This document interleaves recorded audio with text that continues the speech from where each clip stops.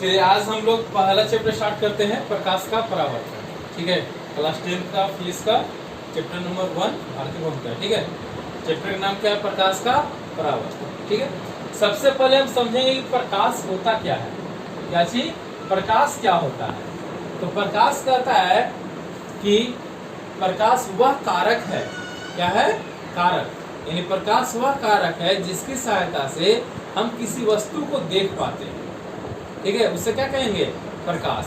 यानी बिना प्रकाश के हम किसी वस्तु को नहीं देख पाते हैं। जैसे कि अगर हम अंधेरे रूम में गए जहाँ प्रकाश कुछ भी नहीं है, वहाँ पे वस्तु हमें दिखाई नहीं देती है। जबकि वही हम लाइट वाले रूम में जाते हैं तो प्रकाश के कारण वस्तु हमें आसानी से दिखाई देती है। ठीक है, यानी कह सकते हैं कि प्रकाश क्या है? प्रकाश एक कारक है जिसकी सहायता से वस्तु हमें दिखाई देती है। अब प्रकाश के बाद इसका स्रोत देखेंगे। क्या देखेंगे? स्रोत किसका? प्रकाश का। तो प्रकाश के स्रोत कहने का मतलब कि वैसे वस्तु जिससे प्रकाश उत्सर्जित होती है, उत्पन्न होती है, उसे क्या कहेंगे? प्रकाश का स्रोत कहेंगे। यह स्रोत तो दो भाग में बांटते हैं। कितने भाग में? दो भाग में। एक बोलते हैं प्राकृतिक स्रोत, ठीक है, एक बोलते हैं मानव निर्मित। मानव निर्मित, ठीक है। तो प्राकृतिक कहने का मतलब कि वैसा स्रोत जो प्राकृतिक रूप से है, जैसे कि सूर्य, तारा, उल्कापिंड, ठीक है ना, ये सब क्या है? प्राकृतिक स्रोत है। इससे क्या मिलता है? हमें प्रकाश मिलता है। जबकि मानव निर्मित बहुत सारे हैं, टॉर्च, बल्ब, ठीक है, ट्यूबलाइट, ठीक है, लालटेन, ये सब क्या है? मानव निर्मित स्रोत है। समझ में आ गया? अब इसके बाद हम देखते हैं कुछ वस्तु देखते हैं, जैसे प्रदीप्त वस्तु, प्रदीप्त वस्तु और अप्रदीप्त वस्तु। प्रदीप्त वस्तु और अप्रदीप्त वस्तु। प्रदीप्त वस्तु कहने का मतलब क्या होते हैं? वैसे वस्तु जिससे प्रकाश उत्सर्जित होता है उसे क्या कहेंगे? प्रदीप्त। और जिससे प्रकाश उत्सर्जित नहीं होता है उसे बोलेंगे अप्रदीप्त। तो प्रदीप्त में क्या हो गया? लालटेन, मोमबत्ती, बल्ब, ये सब क्या है? प्रदीप्त है। कागज जलने को देता है, ये सब क्या है? प्रदीप्त है। अप्रदीप्त में पत्थर, ईंट, बालू, ठीक है, लोहा, ये सब क्या है? अप्रदीप्त है। यानी इससे प्रकाश का उत्सर्जन नहीं होता है। क्लियर हो गया तक? कोई दिक्कत नहीं? अब हम आगे देखेंगे। आपको बेसिक प्रकाश हो गया, ठीक है। अब आगे हम देखते हैं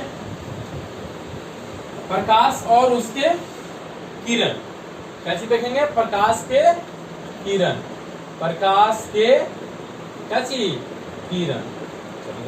हम लोग घरों में देखते होंगे, जैसे कि घर में अगर खिड़की बंद है, अगर खिड़की में थोड़ा सा बारीकी छिद्र है तो एकदम पतला सा प्रकाश हमारे बेड पे हमारे आते हुए दिखाई देता है ना? उसी को क्या बोलेंगे? प्रकाश की किरण। ठीक है। अब इस प्रकाश की किरण को जब हम एक ग्रुप में बांट देंगे, ग्रुप करने का मतलब जब प्रकाश की बहुत सारी किरणों को एक साथ इकट्ठा करेंगे तो उसको बोलेंगे किरण पुंज। क्या बोलेंगे उसे? किरण पुंज। किरण पुंज कहने का मतलब है किरणों का समूह। क्या चीज? किरणों का समूह। किरणों के समूह को क्या बोलते हैं? किरण पुंज। ठीक है। अब यह किरण पुंज को हम लोग 3 भाग में बांटते हैं। कितने भाग में? 3 भाग में। पहला अपसारी किरण पुंज, अपसारी किरण पुंज, ठीक है। दूसरा समांतर किरण पुंज, समांतर किरण पुंज। और तीसरा अभिसारी, अभिसारी किरण पुंज। ठीक है, 3 हो गए। ठीक है। अब तीनों का डिफिनेशन देखो। अपसारी के क्या बोलेंगे? यह एक बिंदु से निकलेगा। क्या होगा? एक बिंदु से निकलकर फैलता है। क्या है? फैलता है। क्या होगा? एक बिंदु से निकलकर क्या करेगा? फैलेगा। ठीक है। जैसा कि हम फिगर में देखते हैं, जैसे यहाँ पे कोई बिंदु ले लिए, अब यहाँ से प्रकाश स्रोत निकल के चारों तरफ फैल रहा है। तो सब बाहर की ओर है। एरो कहाँ है? बाहर की ओर है। ठीक है, जिसको क्या बोलेंगे? यह पहला फिगर है किसका? अपसारिक किरण पुंज का। किसका है? अपसारिक का। समझ में आ गया? दूसरा क्या है? समांतर किरण पुंज। तो इसमें क्या होंगे कि सभी किरणें समांतर होंगे। क्या होंगे? सभी किरणें समांतर होंगे। ठीक है, जैसे कि इसका हम देखते हैं फिगर। देखो यहाँ पे सभी किरणें हैं, सभी आपस में क्या है? समांतर हैं। वही कह रहा है कि इसमें क्या होते हैं? सभी किरणें समांतर होते हैं। ठीक है, जबकि तीसरा क्या है? अभिसारी किरण पुंज। तो अभिसारी किरण पुंज पहले वाले का उल्टा होता है। पहला में क्या बताया जा रहा है कि बिंदु से निकलकर फैलता है, लेकिन अभिसारी में बाहर से एक बिंदु पर आकर मिलता है। यानी इसका परिभाषा क्या करेंगे? किरणें एक बिंदु पर क्या होते हैं? बिंदु पर आकर मिलते हैं। जैसे कि यहां से किरण आया, एक किरण, यहां से दूसरा आ गया, ठीक है, फिर यहां से तीसरा किरण आ गया, फिर यहां से चौथा किरण आ गया। सभी कहाँ हो रहे हैं? एक बिंदु पर आकर के मिल रहे हैं, है ना? जिसको क्या बोलेंगे हम लोग? अभिसारी किरण पुंज। यहाँ तो कोई दिक्कत है? पहला क्या था? अपसारी, एक बिंदु से निकलकर चारों तरफ फैलेगा। ठीक है, दूसरा समानांतर, सभी किरणें आपस में समानांतर होते हैं। तीसरा अभिसारी, यानी बाहर से आकर के एक बिंदु पर आकर के मिलते हैं। ठीक है, अगर एग्जाम्पल देखें तो अपसारी किरण पुंज में टॉर्च अपसारी है, बल्ब अपसारी है। ठीक है, समानांतर में सूर्य का प्रकाश समानांतर माना जाता है। क्यों? क्योंकि सूर्य का जो आकार है वो पृथ्वी से बड़ा है, इसलिए सूर्य के प्रकाश को हम समानांतर के रूप में रखते हैं। ठीक है, अभिसारी के लिए मान लो तो अभिसारी में देखते हो कि लेंस द्वारा प्रकाश को अपवर्तित किया जाता है, मैग्नीफाइंग लेंस द्वारा। तो इसको क्या बोलते हैं हम लोग? अभिसारी किरण। क्लियर हो यहाँ तक? कोई दिक्कत? अब हम इसके बाद देखते हैं, ये अभी तक क्या था? तो प्रकाश के परावर्तन में बेसिक पॉइंट्स थे, ठीक है ना, जो कि हमको शुरुआत दौर में जानने की आवश्यकता होती है। अब हम आते हैं इसके मूल बिंदु पे। इसका मूल बिंदु है प्रकाश का परावर्तन। क्या है? प्रकाश का परावर्तन। ठीक है ना? तो प्रकाश का परावर्तन क्या कहता है? तो प्रकाश का परावर्तन कहता है कि किसी बिंदु स्रोत से आने वाली प्रकाश की किरणें जब किसी सतह से टकराती है और टकरा के दूसरी दिशा में मुड़ जाती है। ठीक है, तो इस घटना को क्या बोलते हैं? प्रकाश का परावर्तन। जैसे एग्जांपल देख लो, एक मान लीजिए सतह बना दिए, ठीक है ना, एक दर्पण है, यहाँ से बिंदु स्रोत से आने वाले प्रकाश की किरण आ रहा है। जब प्रकाश की किरण आया, इस बिंदु पे यहाँ पे टकराया, इस बिंदु पे, ठीक है, टकराने के बाद ये दूसरे दिशा में मुड़ गया। ठीक है, इसी घटना को क्या बोलते हैं? प्रकाश का परावर्तन। क्लियर हो गया? कोई दिक्कत? अब प्रकाश का परावर्तन कुल 6 टर्म होते हैं। पहला होता है आपतित किरण। क्या होता है? आपतित किरण। दूसरा होता है आपतन बिंदु। तीसरा होता है परावर्तित किरण। चौथा होता है अभिलंब। पांचवा होता है आपतन कोण, जिसे हम आई से इंडिकेट करते हैं। क्या से? आई से। और छठा होता है परावर्तन कोण, जिसे हम लोग आर से इंडिकेट करते हैं। चलो, पांचवा क्या है? आपतन कोण, और छठा क्या है? परावर्तन कोण। ठीक है ना? और यहाँ पे एक हम सातवां टर्म मान लेते हैं, सतह ले लेते हैं। सतह, ठीक है, जिसे हम लोग एक्स वाई से इंडिकेट कर रहे हैं। या तुम्हारा सतह, इसको मान लेते हैं, है ना, एक्स और, ठीक है, कोई दिक्कत? अब हम लोग इस 6-7 जो 7 है यहाँ पे, इस सातों का परिभाषा हम लोग इसी फिगर पे देखते हैं। ठीक है, एकदम इसको याद रखो। ठीक है, एकदम फिगर अगर समझ में आ गया तो यह परिभाषा आपको रटने की आवश्यकता नहीं है। जैसे कि पहला क्या है? आपतित किरण। तो आने वाली प्रकाश की किरण को कहां से, स्रोत से, यानी क्या बोलेंगे, स्रोत से आने वाली किरण को क्या बोलते हैं, आपतित किरण। परिभाषा हो गया, यानी प्रकाश स्रोत से आने वाली किरण को क्या बोलेंगे, आपतित किरण। ठीक है, जिस बिंदु पर टकराएगा, यही टकरा रहा था, इसको क्या बोलेंगे, आपतन बिंदु। क्या बोलेंगे, आपतन बिंदु, यानी कि आपतित किरण सतह के जिस बिंदु से टकराता है उसे क्या बोलेंगे, आपतन बिंदु। हो गया। इसके बाद टकराने के बाद जब किरण दूसरे दिशा में मुड़ जाएगा, क्या होगा, आपतित किरण जब टकराता है आपतन बिंदु पर, उसके बाद जब वो दूसरे दिशा में मुड़ जाता है, तो इस मुड़ी हुई किरण को क्या बोलेंगे, परावर्तित किरण। क्या बोलेंगे, परावर्तित किरण। हो गया क्लियर।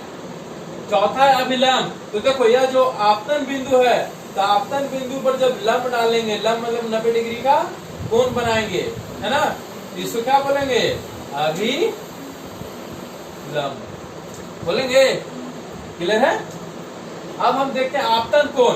तो देखो आपतन तो आपतित है ना, संबंधित, तो आपतित किरण और अभिलंब के बीच में जो कोण बनता है इसको क्या बोलेंगे, आपतन कोण। उसी तरह से परावर्तित किरण और अभिलंब के बीच जो कोण बनेगा इसको क्या बोलेंगे, परावर्तित कोण। आपतन कोण का इंग्लिश होता है एंगल ऑफ इंसिडेंस, इसीलिए इसको हम आई से इंडिकेट करते हैं। और परावर्तन कोण का इंग्लिश होता है एंगल ऑफ रिफ्लेक्शन, इसीलिए इसको हम आर से इंडिकेट करते हैं। स्पष्ट हो गया तक। और सतह तो सिंपल जानते हैं कि जिस सतह पे आके टकराता है उसे हम लोग क्या बोलेंगे, सतह या परावर्तक सतह भी बोला जाता है। स्पष्ट यहाँ तक, कोई दिक्कत नहीं ना है। अब हम देखते हैं, यहाँ तो प्रकाश का परावर्तन देख लिए, अब इस परावर्तन का नियम देखेंगे। प्रकाश के परावर्तन के क्या देखेंगे, नियम। ठीक है, तो कह रहा है कि जिस नियम का पालन करते हुए प्रकाश परावर्तित होती है, ठीक है ना, कोई परावर्तन हो तो कुछ तो नियम पालन करेगा ना, उसी नियम क्या बोलेंगे, प्रकाश के परावर्तन का नियम। तो प्रकाश के परावर्तन का नियम दो होते हैं। कितने होते हैं, दो। पहला कहता है कि आपतित किरण परावर्तित किरण तथा आपतन बिंदु पर डाले गए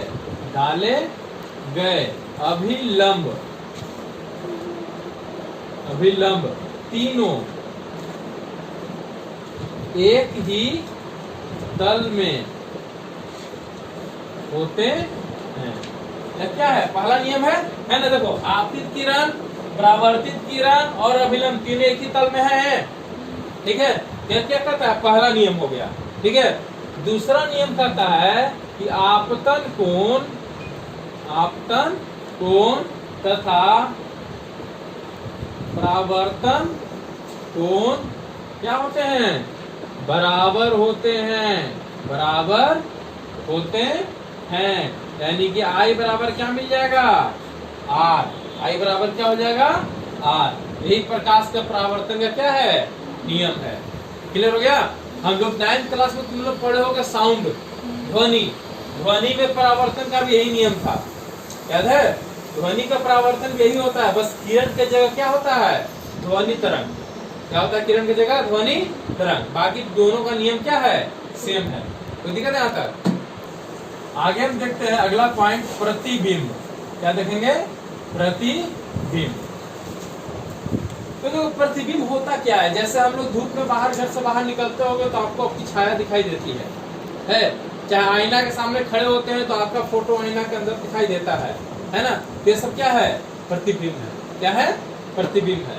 अगर इसको परिभाषित करना कैसे करेंगे, तो इसमें लिखेंगे कि किसी बिंदु स्रोत से आने वाली प्रकाश की किरणें वस्तु से टकराकर, ठीक है, जिस बिंदु पर मिलती है या वस्तु से परावर्तन के बाद जिस बिंदु पर मिलती है या मिलती हुई प्रतीत होती है।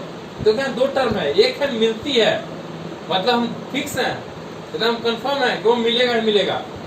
अब एक है मिलता हो प्रतीत होना, मतलब लगता है कि हाँ वहां पे जाकर मिल रहा है, हम उसके लिए श्योर नहीं है। ठीक है, तो जिस बिंदु पर मिलेगा मिलती हुई प्रतीत होगा वही बिंदु पर उस वस्तु का क्या बनता है, प्रतिबिंब बनता है। समझ में आ गया। अब इसी प्रतिबिंब को दो भाग में बांटते हैं, एक होता है वास्तविक प्रतिबिंब, क्या हो जाएगा, वास्तविक प्रतिबिंब, और दूसरा हो जाएगा काल्पनिक या आभासी प्रतिबिंब, आभासी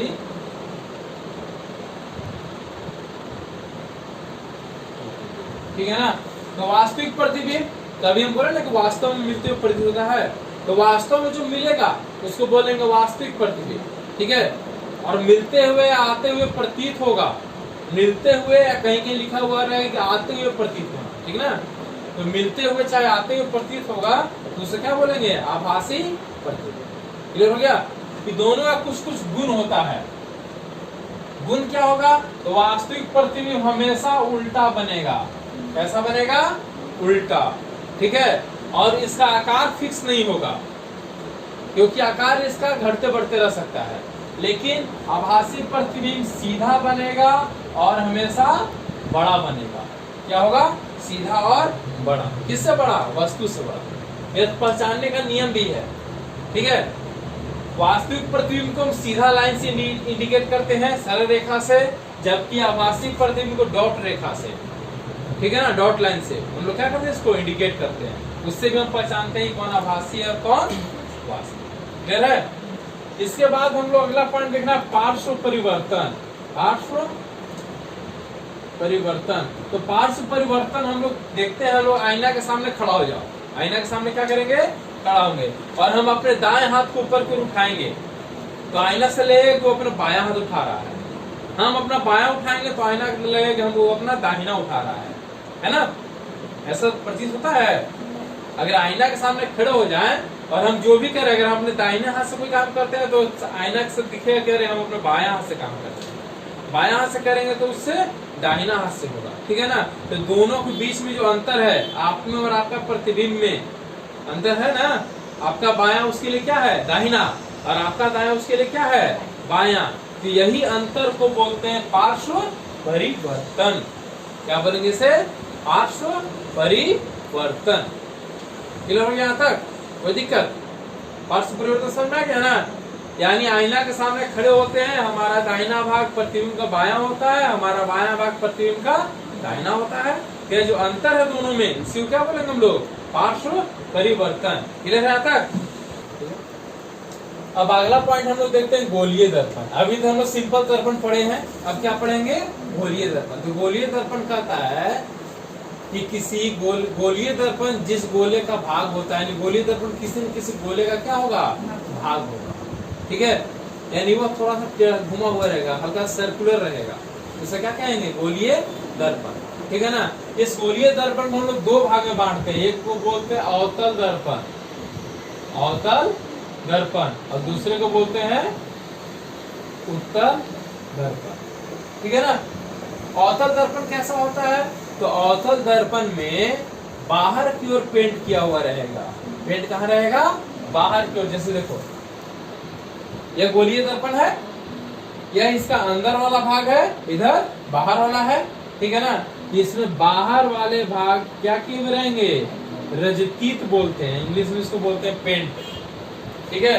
ये कौन सा दर्पण है यार, अवतल दर्पण, ठीक है। अब इसी का उल्टा देखते हैं, जैसे किस तरह से रहेगा, ठीक है। इसमें देखिए ये बाहर, इसमें अंदर के का भाग पेंट किया हुआ, अंदर वाला भाग, ठीक है। इसको बोलेंगे उत्तल दर्पण। क्लियर हो गया यहाँ तक, कोई दिक्कत। अब इस दर्पण से कुछ संबंधित पद हैं। पद कहने का मतलब कुछ छोटे छोटे टर्म है जिसे कि हम लोग परिभाषित करते हैं। जैसे कि एक हम पहले दर्पण बनाते हैं, दर्पण बना लिए, यहाँ से एक रेखा खींच दी है, इसको रजतीत कर दिए, है ना, ठीक है। अब इसको बोलते हैं मुख्य अक्ष, जिसको हम लोग एक्स और एक्स डैश से क्या करते हैं, निरूपित करते हैं। किससे, एक्स और एक्स डैश से। यहाँ बीच में एक पॉइंट होता है सी, यहाँ पे एक पॉइंट होता है एफ, ठीक है, समझ में आ गया। यहां से यहाँ की दूरी को हम लोग आर से इंडिकेट करते हैं। किससे? आर से। और यहाँ से आगे दूरी को क्या से इंडिकेट करते हैं? एफ से। इसे इंडिकेट करते हैं एफ से। इस बिंदु को यहाँ पे बोलते हैं पी। क्या बोलते हैं? पी। ठीक है, अब इसके पदों को हम यहाँ पे इंडिकेट कर देते हैं। पद कौन कौन है? तो पहला पद हम लेते हैं ध्रुव। क्या लेते हैं? ध्रुव, जिसको किससे इंडिकेट कर रहे हैं? पी से। पी फॉर पोल, है ना। उसके बाद दूसरा लेते हैं वक्रता केंद्र। वक्रता केंद्र, इसको इंडिकेट करते हैं सी से। ठीक है, तीसरा लेते हैं फोकस। फोकस केंद्र, है ना, इसको इंडिकेट करते हैं कैपिटल एफ से। चौथा लेते हैं वक्रता त्रिज्या। क्या लेंगे? वक्रता त्रिज्या, इसको इंडिकेट करते हैं कैपिटल आर से। और पांचवा लेते हैं फोकस दूरी। क्या लेते हैं? फोकस दूरी, इसको स्मॉल एफ से इंडिकेट करते हैं। क्लियर हो गया? और एक और छठा है मुख्य अक्ष। मुख्य अक्ष, इसको बोलते हैं एक्स एक्स। ठीक है, यह तुम्हारा 6 टर्म है। इसमें पहला में स्टार्ट करते हैं मुख्य अक्ष से। ठीक है, मुख्य अक्ष क्या है? तो कह रहा है कि किसी दर्पण के, ठीक है ना, दर्पण से गुजरने वाली रेखा या दर्पण से काल्पनिक रेखा हम गुजारते हैं, उसे बोलते हैं मुख्य अक्ष। ठीक है, अब यह मुख्य अक्ष दर्पण के जिस बिंदु पर मिलेगा या जिस बिंदु से गुजरेगा, तो यहाँ इस बिंदु से गुजर रहा है, किसी बिंदु को बोलेंगे ध्रुव। क्या बोलेंगे? ध्रुव। याद रखना, किसी भी दर्पण के लिए जितना भी दूरी होता है उस सब को इसी ध्रुव से मापते हैं। ठीक है, दूसरे टर्म में ध्रुव को मूल बिंदु भी मान सकते हैं। मुख्य बिंदु यही है। ठीक है, इसको क्या बोलेंगे? ध्रुव, क्योंकि यह जो मुख्य अक्ष है वह दर्पण के जिस भाग से गुजरेगा उसे क्या बोलेंगे? इसके बाद हम देखते हैं वक्रता केंद्र। तो वक्रता केंद्र यहाँ है ना। देखो, यह जो दर्पण है वो किसी न किसी गोला का भाग है ना, किसी न किसी वृत्त का भाग। तो उस वृत्त का जो केंद्र होगा उसी को क्या बोलेंगे? वक्रता केंद्र। यानी कि दर्पण जिस गोले का भाग होता है उसके केंद्र को क्या बोलेंगे? वक्रता केंद्र। क्लियर हो गया? अब ध्रुव वक्रता केंद्र के मध्य बिंदु को बोलेंगे फोकस। क्या बोलेंगे? ध्रुव वक्रता केंद्र के ठीक बीच वाला बिंदु को क्या बोलेंगे? फोकस, है ना। वक्रता केंद्र और ध्रुव के बीच की दूरी को वक्रता त्रिज्या, और फोकस और ध्रुव के बीच की दूरी को फोकस दूरी। क्लियर हुआ? 6 पॉइंट। फिर से एक बार देख लो, ध्रुव किसे कहेंगे? तो मुख्य अक्ष जिस दर्पण के जिस बिंदु से गुजरेगा उस बिंदु को क्या बोलेंगे? ध्रुव। वक्रता केंद्र, तो दर्पण जिस गोले का भाग होता है उसके केंद्र को क्या बोलेंगे? वक्रता केंद्र। और वक्रता केंद्र और ध्रुव के बीच के बिंदु को क्या बोलेंगे? फोकस, है ना। और वक्रता केंद्र और पी के बीच की दूरी को क्या बोलेंगे? वक्रता त्रिज्या। और फोकस और ध्रुव के बीच की दूरी क्या बोलेंगे? फोकस दूरी। क्लियर हो गया यहाँ तक? कोई दिक्कत है? यह तुम्हारा बेसिक प्रकाश का परावर्तन कंप्लीट हुआ है। ठीक है।